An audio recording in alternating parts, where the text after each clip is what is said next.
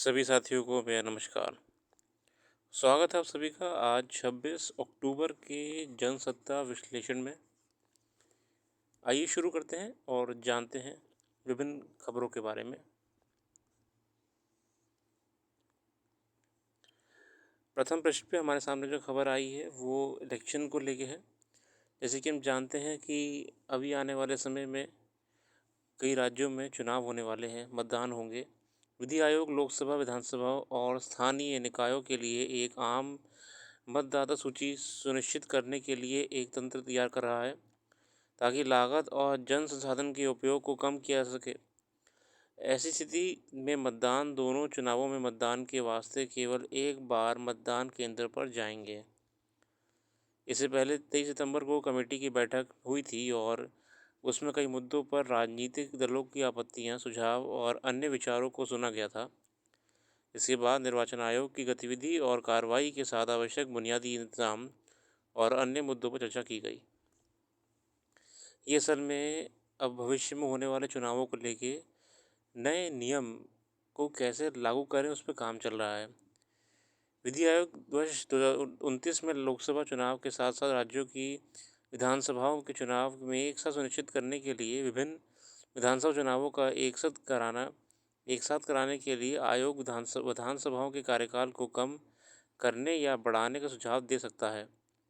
विधि आयोग इस तरह के फॉर्मूले पर काम कर रहा है। सुनिश्चित करने के लिए एक तंत्र तैयार किया जा रहा है जो कि लोकसभा और विधानसभाओं के चुनाव को एक साथ हो सकें। हम जानते हैं कि देखिए इलेक्शंस बार बार होते हैं, उससे गवर्नमेंट में बहुत सारे फंड्स का और टैक्स मनी का खर्चा होता है, क्योंकि गवर्नमेंट स्टाफ को मोबिलाइज़ करना होता है, एक जगह से दूसरी जगह ले जाना होता है, ट्रांसपोर्टेशन कॉस्ट बढ़ जाती है, पेट्रोल डीजल की कॉस्ट बढ़ जाती है, अधिकारियों को अलग अलग जगहों पे पहुंचाया जाता है, उनको उनके रुकवाने का इंतज़ाम करा जाता है। जनरली गवर्नमेंट क्वार्टर्स खाली नहीं होते तो उनको होटल में रुकवाया जाता है, वो खर्चा पड़ता है। और सबसे बड़ी बात तो ये है कि पूरी मशीनरी बार बार डिस्टर्ब हो जाती है। और जब जब चुनाव चल रहे होते हैं तब तब गवर्नमेंट डिपार्टमेंट में काम इतनी फुर्ती से नहीं होता है, गवर्नमेंट डिपार्टमेंट में काम धीमी गति से होता है। तो इसलिए प्रयास करा जा रहा है कि 2029 चुनाव तक अन्य अन्य चुनाव होने की जगह एक एक ही बार चुनाव हो जाए जिसमें गवर्नमेंट भी सही तरीके से काम कर सके। सीधे आते हैं हम आर्टिकल्स पे। यहाँ पे हमारे सामने फिर से इज़राइल और फ़िलिस्तीन में चल रहे युद्ध को लेके है, जो कि इज़राइल और हमास के बीच चल रहा है।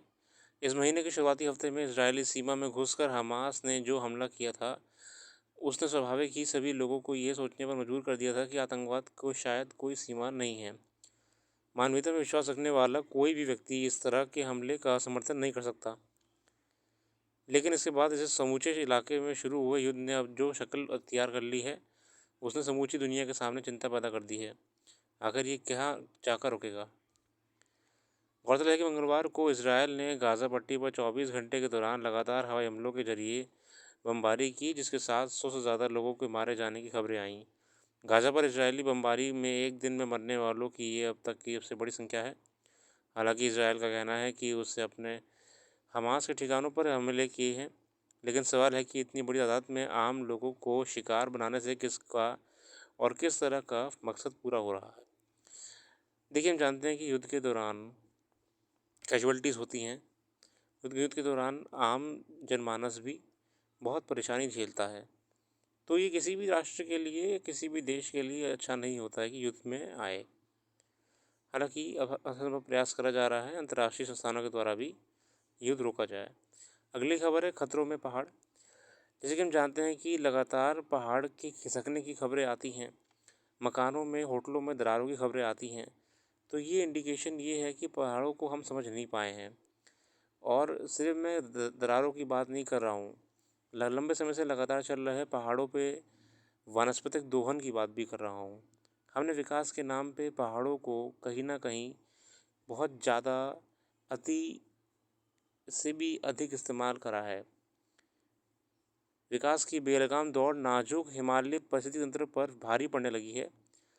देखिए, हिमाचल हो गया, जम्मू कश्मीर, उत्तराखंड हो गया, यहाँ पे आए दिन भूस्खलन हो रहा है, जो कि एक आम बात है, मगर पेड़ों की कमी होने के कारण भी भूस्खलन की जो कंडीशंस हैं बढ़ जाती हैं। ठीक है, अगर हम मान लीजिए पेड़ ही काटते रहेंगे तो उससे क्या होगी, पेड़ की जड़ें जब मिट्टी को रोकेंगी ही नहीं तो वो मिट्टी खिसकने के लिए तैयार खड़ी है। और अगर कोई प्राकृतिक तौर पे भी भूस्खलन होता है तो वो सामान्य भूस्खलन के मुकाबले ज़्यादा नुकसान देता है। इसके साथ साथ हम ये भी जानते हैं कि कई हमने पहाड़ों को काट के टनल्स बनाई हैं। हम कई औद्योगिक इकाइयाँ स्थापित करने का प्रयास कर रहे हैं। हम रोड नेटवर्क को और फैलाने की कोशिश कर रहे हैं। इसका सीधा सीधा पहाड़ी पारिस्थितिक तंत्र पे असर पड़ रहा है।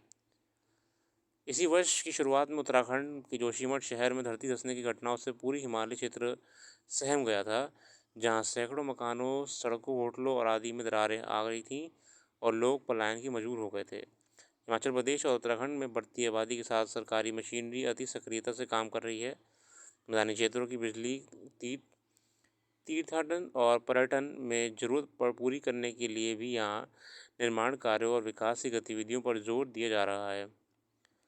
दरअसल अनायोजित विकास और सरकारों की अदूरदर्शी नीतियों के पूरी पारिस्थितिक तंत्र को नुकसान पहुंचा रही है।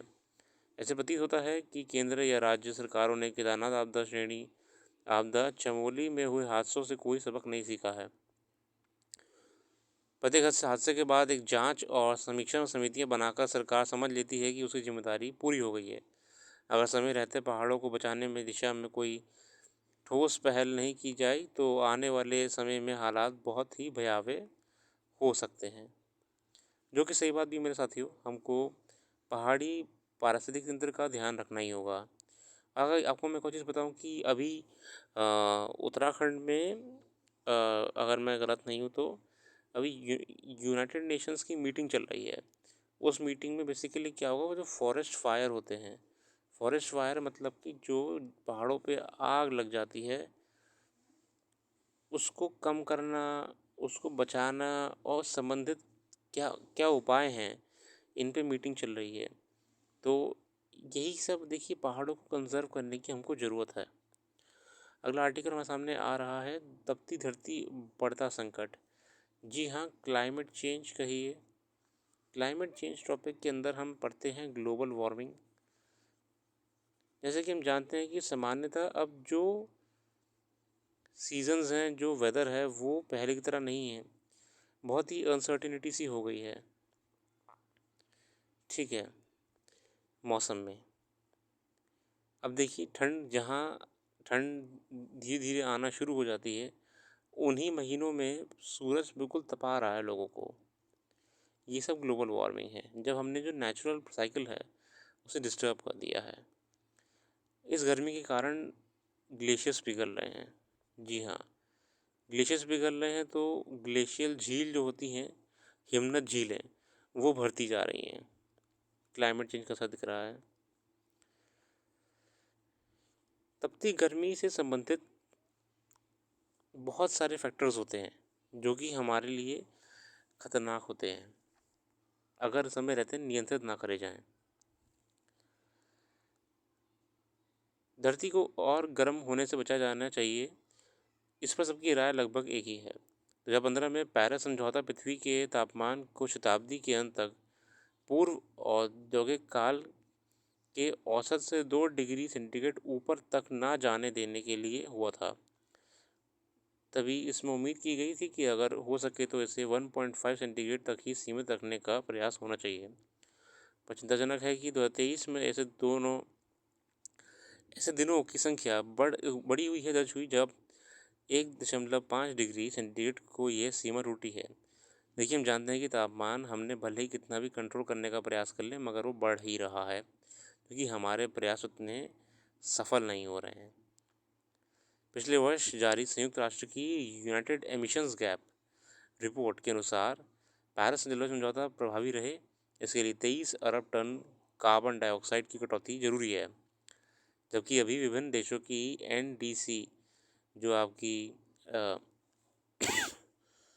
एनडीसीज होते हैं, यानी राष्ट्रीय स्तर पर तय सारी उत्सर्जन कटौतियाँ कि शब्दों को अगर जोड़ भी दिया जाए तो कुल उत्सर्जन कटौती 2 से 3 अरब टन की हो जाती है। देशों ने अपने अपने उत्सर्जन कटौती लक्ष्य आखिरी बार 2020 में घोषित किए थे। अब उन्हें ये 25 में करना है। 1980 से ही पर्यावरण पर काम करने वाली कई संस्थाएं यह यह कर रही थी। ठीक है, देखिए हम जितना फॉसिल फ्यूल्स को जला रहे हैं, हम डिफरेंट केमिकल पार्टिकल्स को एटमॉस्फेयर पे ऐड कर देंगे। उससे क्या हो रहा है कि हम जो नेचुरल प्रोसेस है उसको बिल्कुल सपोर्ट नहीं कर रहे हैं, डिस्टर्ब और कर रहे हैं। ठीक है,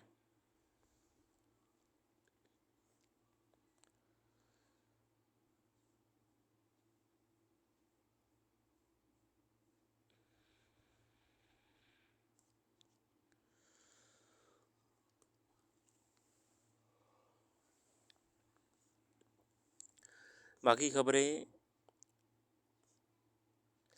जैसे कि हम जानते हैं कि अभी हाल ही में जो हमारी लोकसभा में एथिक्स कमेटी होती है और महुआ मोइत्रा जी को समन करा है।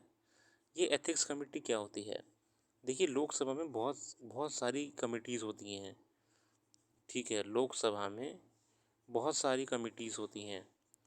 उसमें से एक कमेटी एथिक्स कमेटी भी होती है। और जो एथिक्स कमेटी होती है, इसका काम क्या होता है? एथिक्स कमेटी का काम होता है कि अगर कोई भी मेंबर ऑफ पार्लियामेंट किसी भी प्रकार से गलत एक्टिविटी में इन्वॉल्व हुआ है तो उससे उसका जवाब मांगना, उसके ऊपर एक इंक्वायरी करना। ठीक है, कुछ भी, जैसे मान ली वो लोकसभा की या पार्लियामेंट के रूल्स फॉलो नहीं कर रहा है। जैसे कि महुआ मोइत्रा जी पे आरोप लगाया कि इन्होंने प्रश्न पूछे हैं पैसे लेके। तो इन सब का जवाब एथिक्स कमेटी में दिया देना ज़रूरी होता है। ठीक है, तो ये इस समय वर्किंग इन प्रोसीजर है और देखते हैं क्या निर्णय आता है कमेटी का। फिलहाल कमेटी अभी लंबे समय तक अपना इसमें इंक्वायरी ही करेगी। और महुआ मोइत्रा जी, जो कि कैश फॉर क्वेरी, मतलब कि पैसे देके सवाल पूछने में आरोप लगाया गया है, अगर इसको झूठा साबित कर देंगी तो बिल्कुल बरी हो जाएंगी। और अगर ये सही साबित हुआ, जो कि मुश्किल है, तो ये इस पार्लियामेंट्री सिस्टम के लिए बहुत ही शर्मनाक बात होगी। ठीक है, बाकी आज के लिए इतने रखते हैं। अपना कीमती समय देने के लिए बहुत बहुत धन्यवाद। आप सभी का दिन बहुत शुभ हो।